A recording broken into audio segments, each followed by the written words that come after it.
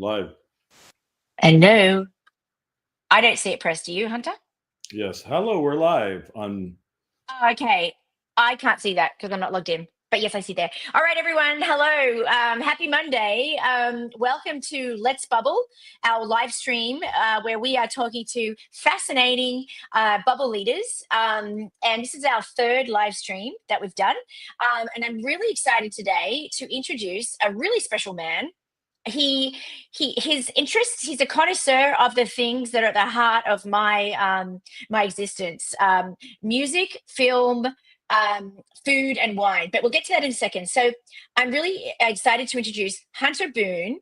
Yes, that is his real name, and we will talk about that in a sec, because I think I asked him that when I first met him. Not Daniel Boone, the one and only Hunter Boon. Welcome, Hunter. Hello, Hayley. Thanks for having me. That's it. I think I'm happy to be here. Happy to be here. So I just want to let's just cover the name. Hunter Boon is your real name, right? That's your last name as well. Yeah, I had Correct. a Southern Okay. mother, and that's what I got. That's what you got. Fantastic name. I really love it, especially the Boon bit. So Hunter, you and I met famously in Napa.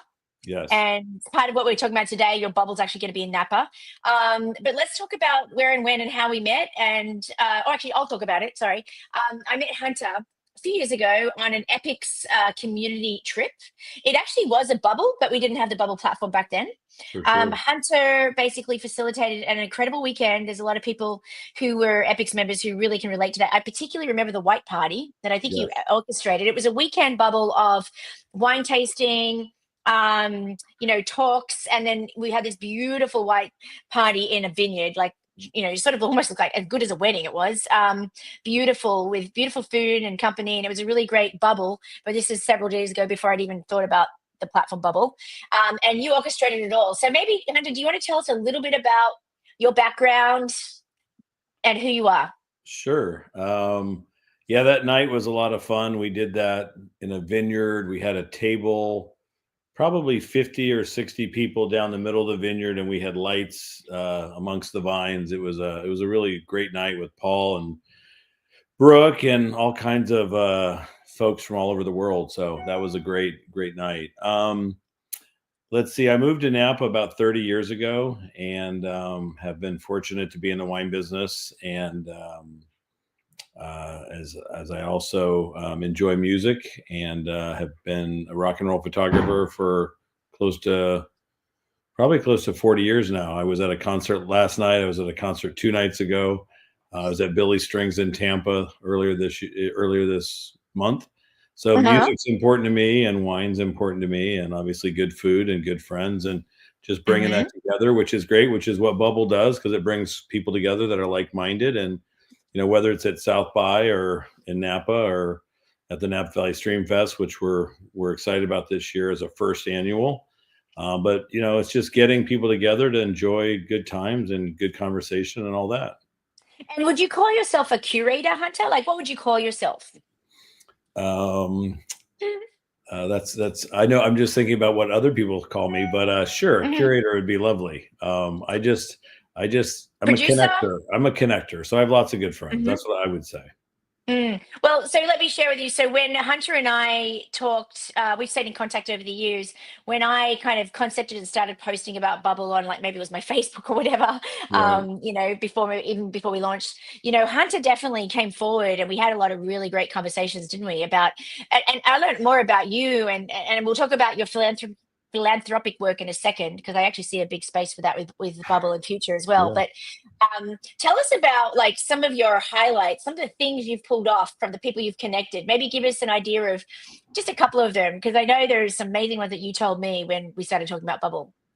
Yeah, I have to think about some of the different things. Napa, as I said, has been such a great place for people to desire to come to. We were talking about Tulum earlier in your Bitcoin event there, and Napa is a place where people really like to come. It's one of the great wine regions of the world, and so I've the Epics night and other nights have been, just as I say, a great way to bring people together. But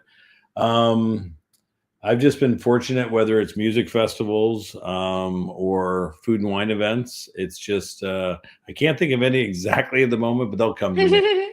So But every time I ring Hunter, he'll be like, "Oh yeah, I'm just with a top chef. I'm just with a Michelin chef." The other day I called him. He's like, "Oh yeah, I'm just with a Michelin chef in Napa." yeah, What were you doing right. that day? Maybe tell All us right. about that day, because every time Well, I call him, yeah. he's Well, somewhere today, interesting. well, that's great because as soon as we hang up, I'm getting in the car with a famous chef and a Okay. famous winemaker, and we're driving up to Healdsburg to have a dinner at Little Saint with another famous winemaker and a food blogger. So we'll be with Ashley Holland of Reed Holland and Wesley Box of Box Wine. So you're right. That's what I'm doing tonight. Is I'm hanging out with cool people, eating and drinking at a great restaurant up in Healdsburg. There you go. There you go. Need I say more?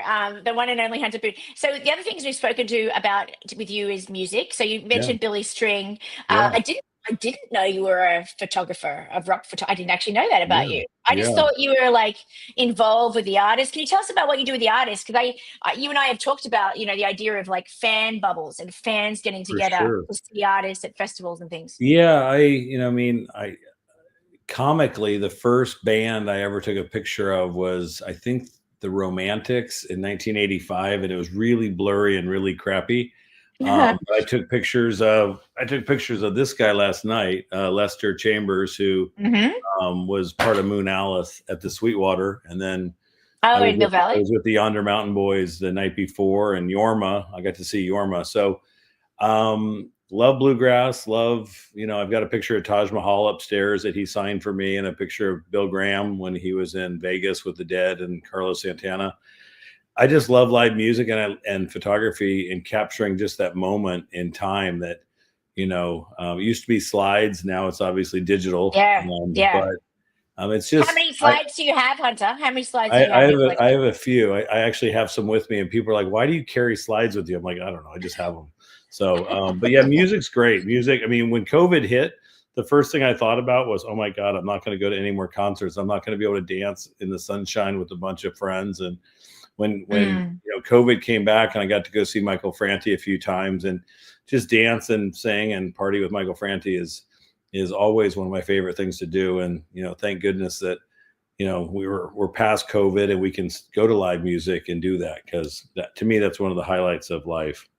Yeah, and it's interesting. So just to go back to Bubbl for a second, I was running ski leases, ski houses during COVID, Right? with some protocols and things, and the name Bubbl came to me because of COVID. I'm like, what's Sure. the thing that that'll be a global brand that people will just instantly know what it is? And it was the one word that I knew that everyone in the whole world universally had been affected and would be able to identify with that word bubble. So Yeah. I do think that's kind of the COVID reference is very interesting. Can you tell us about your philanthropic work? Can you tell us about your orphanages, etc.? Sure. Thank you. So Project Flower Power, I put up as my current company or iteration. I'm working with a chef, Chef Julie, or Chef Jules, and she's a vegan, plant-based chef. And she's created a pasta. I'm just helping her, but she's created a pasta that's protein rich, gluten-free, complete meal. And our goal is to feed 1 million children. And we'll start with 250,000 in Kenya, where I have an orphanage, and I've done work for about the last 8 or 9 years. I also have an orphanage in Pakistan, where I've rescued some women and children from their traffickers, which is one of my favorite things to do. And then I've had an orphanage in Uganda, but I've stopped that after a number of years. And Wow. they say, be careful what you ask for. And, Yeah. I had asked for some of this, and for the last 10 years, it's what I've done pretty much on a daily basis. And, I've been to Uganda, I've been to Nigeria and Cameroon. I've not been to Kenya, but I've built several orphanages. I've bought a car, all the things that you do in other countries that it's just helping people. And food, with what Amazing. What Chef Jules has is, the ability to feed people is really, really powerful, because, it's when you don't have something to eat, everything gets a little tougher. So we're excited That's about this new incredible. project. And when did you how did you get into that? Like how do you just go and build an orphanage? I know I mean Yeah. it's not an easy question. Well, Like it can't. I always say it starts with $40. They'll ask for $40, and then it's maybe $40 more, and then then you're over there, and some of that was, ironically, I was preaching on stages in front of thousands of people, and I'm not a preacher, so that's perplexing as well. But to me, it's about just loving people and humanitarian work, and so that's what's taken me kind of around the world. And I love doing it. It was not something I planned. It just kind of happened. But Right. long story. I love Cameroon, and I love Nigeria, and I just enjoy going to Africa. So. And you must have rubbed shoulders, I'm assuming, with a lot of celebrities and people like that who want to join the mission, or not, or are they No, more people you meet in Napa? Yeah, Napa definitely has a lot of that. I remember standing next to Robert Redford one time when he was opening the Bar de Sono in the hotel in Yountville. And people were you could just see people how blown away they were by his celebrity. And, he was just a guy standing next to me. But celebrity's really never done much for me. So, I always say after Johnny Cash passed, I really don't need to meet anybody. So, Johnny Cash. Well, so actually, fun fact about Robert Redford while we're on the phone, because this is really interesting. I'm in my house in San Francisco right now, and when I bought it, it's a condo in Pacific Heights. It's an apartment. When I bought it, you know what, the lady, I spoke to the lady who was the previous buyer, previous owner. I think we had a phone call or something. She told me that Robert Redford had been inside my apartment to one of her parties. Nice. Seriously, she used to be a flight attendant, and she used to take, rich people like first class. This is back in the 50s, maybe. And something happened, and basically, from what I gather, she was friends, or maybe more, with Robert Redford. From what I'm getting from this, she became a very famous radiographer. She went to medical school. Someone sponsored her. I don't know who. So she went from flight attendant to radiographer. She was very famous in Sacramento, and she told me that he has been in this very house. There you go. Maybe he needs to come back. Maybe he needs to come back for a bubble party. Maybe he does. Fantastic. So maybe let's chat about the film. Yeah.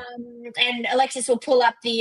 Let's talk about before we talk about this film. Can we talk about some of the other films? I know that you're working on film projects. You'll be like, oh yeah, we're doing this film track. Tell us about your experience with what you're doing with film projects and things. Well, Touching the Sky is the most relevant because we're screening 20 minutes of this at the Uptown Theater in Napa Valley for the first annual Napa Valley Stream Fest that Farron and Julius and Ben Mahoney have done, and they were nice enough to let me kind of put this film together. And it's an amazing movie. You can see Chris, the actor on the bottom there, is blindfolded. He's a blind gentleman who has found acro-yoga to be a way to really get exercise, but also to have human touch and all of that. So I met these folks about a year and a half ago, and have just really fallen in love with their project. So happy to help them get this seen by more people. Other films, yeah. Yeah, Alexis, scroll back up, please. Can you leave it on there? We're still practicing out. We're still practicing out. I want you to keep it on this. It's good. I want us to talk about the two things: the festival, because it's interesting, and then I want to talk about the film. But back to the film for a sec. When I looked at the trailer, I watched the trailer. It was very interesting because acro-yoga. I must admit, I've always been fascinated by acro-yoga. Because I didn't actually know what it was called. I just thought it was a type of yoga or whatever. I thought it was yoga that good people could do, like people who are experts. Is that true? But anyone can do it. I mean, it's like when, I know this sounds silly, but when your father or grandfather would bounce you on his knees, in a way that's touch and playfulness. And what acro is about is it can be more than two people, but with the two people, you're holding positions and you're collectively working to achieve a position or a hold or a stance. And it's a way to trust the other person with your body weight. It's to be able to trust another person that might be a stranger. And in the movie, it talks about how we've become so isolated as humans that we don't touch much anymore. And one of the ladies said, other than like a loved one, how many times do we actually touch someone other than like maybe bumping into someone on the subway? But, COVID and our phones and other things have really isolated us as people and are humans. And so, touch is really important. I'm sure it says you need so many hugs a day and all that stuff. But I just think that acro is a way to help heal trauma. It's also a way to be playful with a stranger and to trust a stranger, and then, kind of shake hands, give a hug, and you might not ever see that person again, but you've interacted during that time and space where you've had some fun and played, and like the picture in the movie that Chris is holding this woman upside down by his feet on her shoulders, and she'll probably spin down, and he'll but there's just it's a lot of like acrobatics and circus and yoga, but it's a lot of playfulness in there too, which I think we all need, especially when things get tough. Yeah, so you're touching on a few things. So when I was watching the trailer, and I recommend the trailer, everyone. It's really good. Sure. When I was watching the trailer, firstly, there's a lot of resonance with Bubbl, and when I'm trying to build a Bubbl, Sure.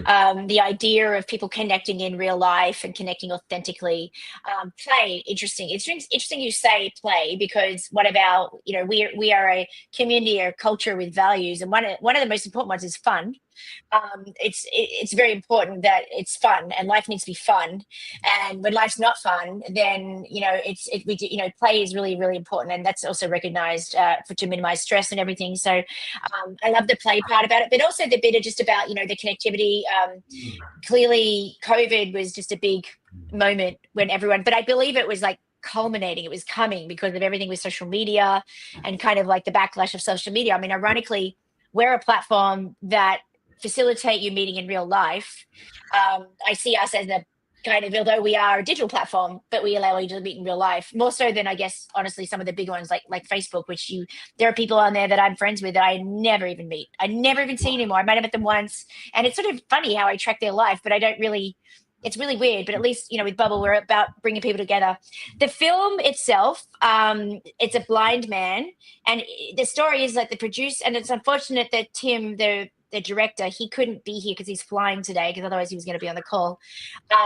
He became friends with the lead actor, or the lead of the, and what can you tell the story about where he walked in there? Yeah, the story that Tim has shared with me is that, Tim met his wife through acro, and it's a part of their lives. And they were in a studio one afternoon, and the door opened, and a man with, a stick came in and sat down, and everybody kind of thought it was a joke, or that they were being pranked or punked. And Tim went over to the gentleman, Chris, and said, are you here for acro? And he said, yes, I am. And Tim's like, do you have a partner? He's like, no. He said, I'll be your partner. And so they struck a friendship out of just the innocence of one man saying hello to another man. And then Tim and Chris have become great friends. Chris, as a blind man, is also a corporate lawyer.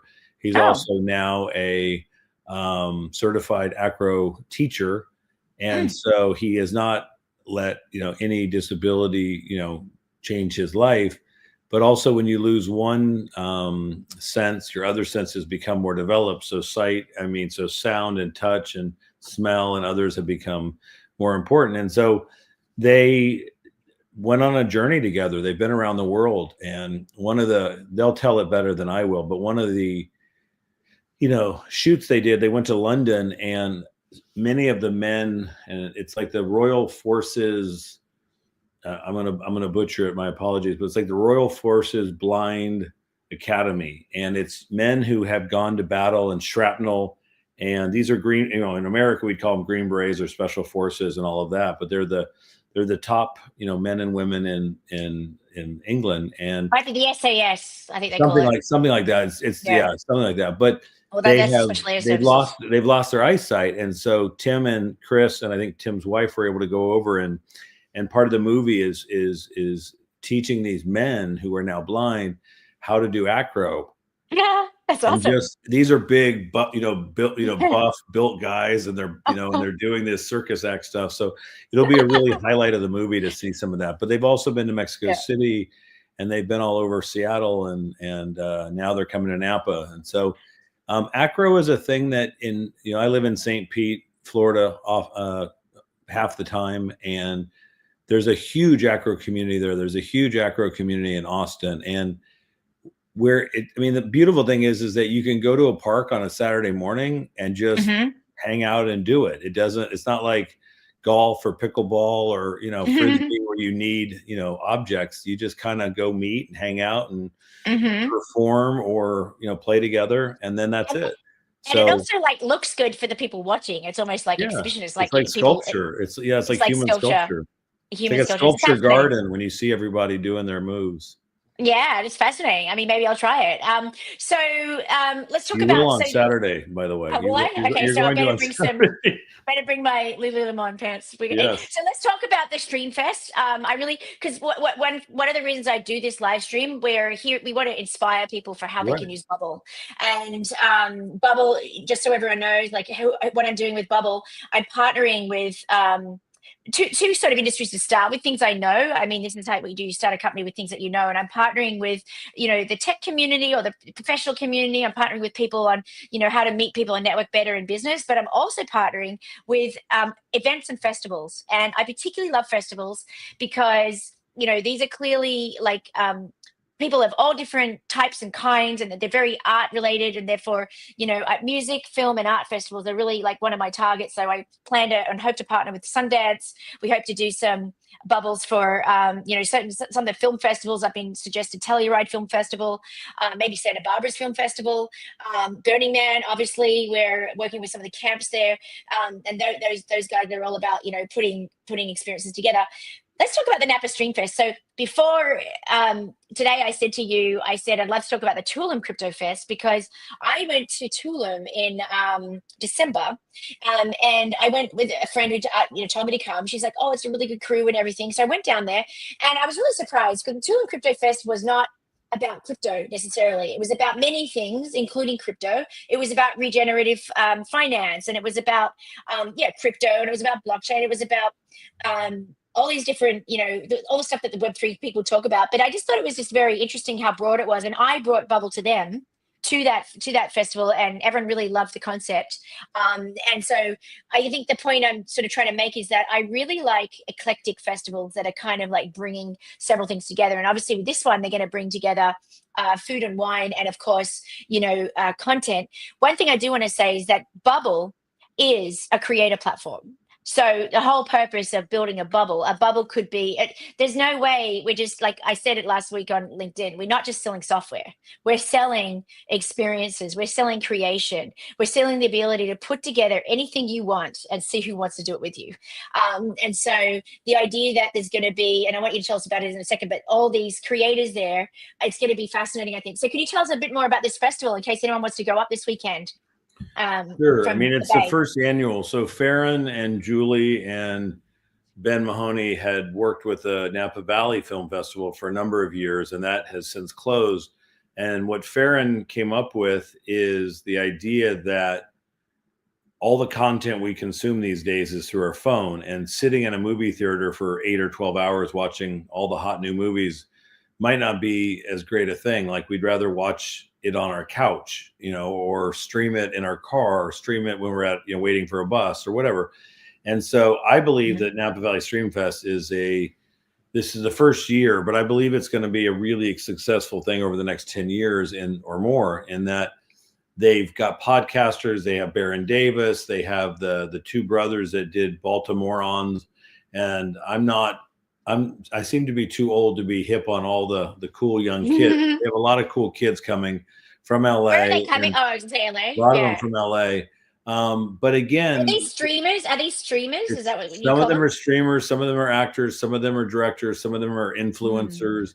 But we get all our content from our phone now, and if you have 1 million followers or 10 million followers, you have a significant impact, whether it's Gary Vee or Charlie Rocket or Travis Doodles or some of these people, even Mr. Beast, that have millions and millions of followers, and they have a voice in our world. And so I think this Streamfest concept, and I'm honored to be a part of the first year, so that I can bring other friends and clients and partners to subsequent years.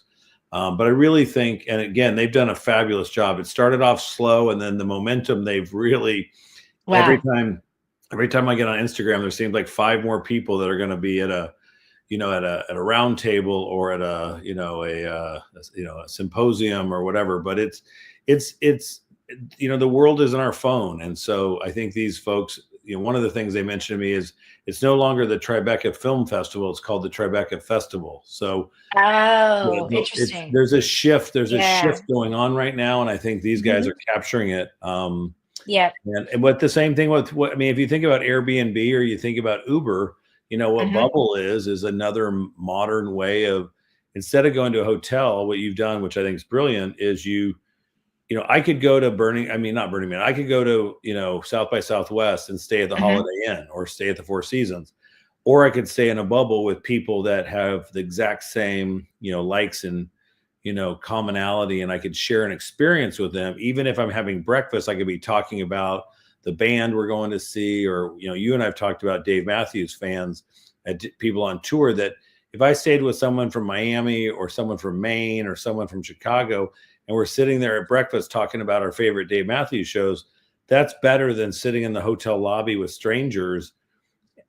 So it's really the experience of the collective partnerships or friendships that are made within a bubble, which is what happened originally with you in the ski lodges up in Squaw or Alpine.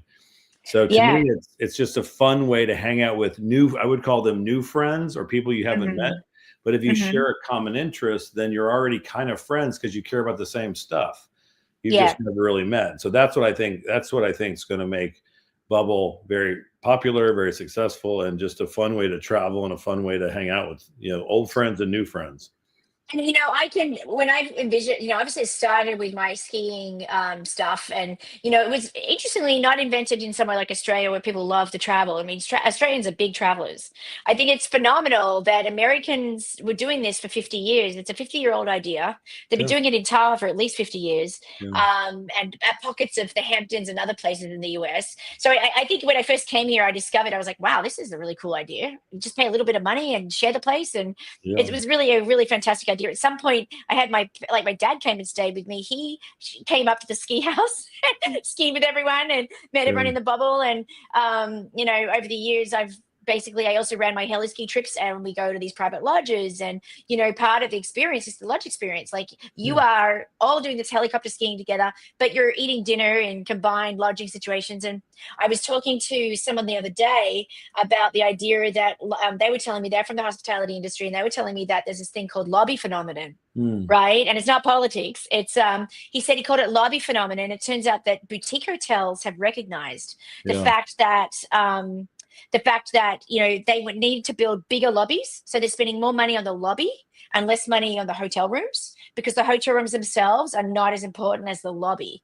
And so the money goes into the lobby. Obviously, you get people down there and they drink at the bar and things and they eat food. But more importantly, it's the social. Because and in these situations, the difference with a hotel, and I think this is a really big difference. So you go to a lobby, you don't really talk to anyone. It's all a little bit like, you wouldn't sort of, unless, but in Bubbl, the moment you walk in the house, oh, hey, I'm Hayley. Oh, yeah, I saw you in the bubble. Oh, yeah, I heard about you. Hunter told me that you're coming. Just like, this weekend, we know that these other guys are going to be up there. I'm going to be up there. I'm going to be staying in your bubble, Hunter. I'm excited. And I'm going to hopefully meet Tim and Chris as well. So the idea that I know I'm going to meet them and they know they're going to meet me, and we can see each other already in the platform. And we will, once we're all sort of in there, and we are going to know. And then as soon as you walk in the kitchen, you're like part of it. Like you're in. You're not like, oh, it's in a lobby on a hotel or a bar or at a restaurant. You don't go and talk to the next table because it's just not done. But in Bubbl, it is. So it makes it automatically very like social. Yeah. Yeah. It's kind of like, weddings, people come together, they're strangers, and then they become friends after they've shared the weekend together. So, like you intimated there, that with the Bubbl, you can meet the people before you get there, and kind of like a Facebook thing, you can have conversations, you can get to know each other, and you've become friends before you actually meet. So that's another advantage, which is really exciting. You can plan stuff, and someone can share their packing list and, that sort of thing. So yeah, we built like a lot of sort of practical aspects in there, but I'm super looking forward to coming up to Napa this weekend. It's going to be fantastic, Hunter. I'm looking forward to getting to know you even more. Bubbl. That's part of it. Like you really over breakfast and over lunch, and this is the plan for the day, gang, and everyone hop in the car, and it's going to be exciting and fun. Life is never boring as the founder of Bubbl, as I'm learning. It's amazing. So has anyone got any questions, just in case anyone has from the live stream any questions? David has said, can I come? Yes, you can, David. I think you live in New York, don't you? So maybe you'll have to get a flight over for the weekend. Who is Mr. Cardoza? That must be someone, a famous, I'm assuming that's someone very famous from Napa. Maybe it's a winery owner or someone. Yeah, so yoga in a bubble sounds fun. It sure does. I think it's acro-yoga in a bubble. I wonder if there'll be a backyard where we can Yeah, practice. we're also going to do just a shout out to Lululemon and the Yard. So Friday morning we're going to Mm-hmm. do an event at the Yard, which is a new event space in Napa near the Oxbow. And then on Saturday morning, I think at 9, we're going to take Mm-hmm. over Lululemon on First Street, and they're going to do Mm-hmm. some performing. And Amazing. we're going to have some, non-alcoholic wine by Naughty. We're going to have some food by Renegade Foods. So a couple of Wow. shout outs to those guys, and just really excited to, and then we have Irene and some other local yoga folks in Mm-hmm. town who are going to help us. And it'll be just a great way for people to come together and kind of learn about acro and learn about Bubbl and just have a great time. So we're looking forward to it. We'll see you this weekend. Yeah, thank you. And thank you, Hannah, so much for your time. Thank you for your creativity. Thank you for all the great work you do. Thank you for the amazing weekend you put together for us in Yeah. Napa all those years ago. And I Yeah. look forward to many more bubbles with you. We didn't talk about the Tahoe wine feast, did we? But that's No, coming but up. that'll be next. That'll be next. That's Yeah, in September, so we have a little bit of time. we have a bit of time for the Tahoe wine. I'm going to go to that as well, Hunter, of course. Cool. Tahoe and wine. That's going to I be, and know. feast. I Yeah, know. that's I good. know. All Well, right, guys. Thank you so pleasure. much. Thank you again, and everyone. The Napa Stream Fest is up, or is coming up, and have a great week, everyone. Thank you. See you. Bye. Bye.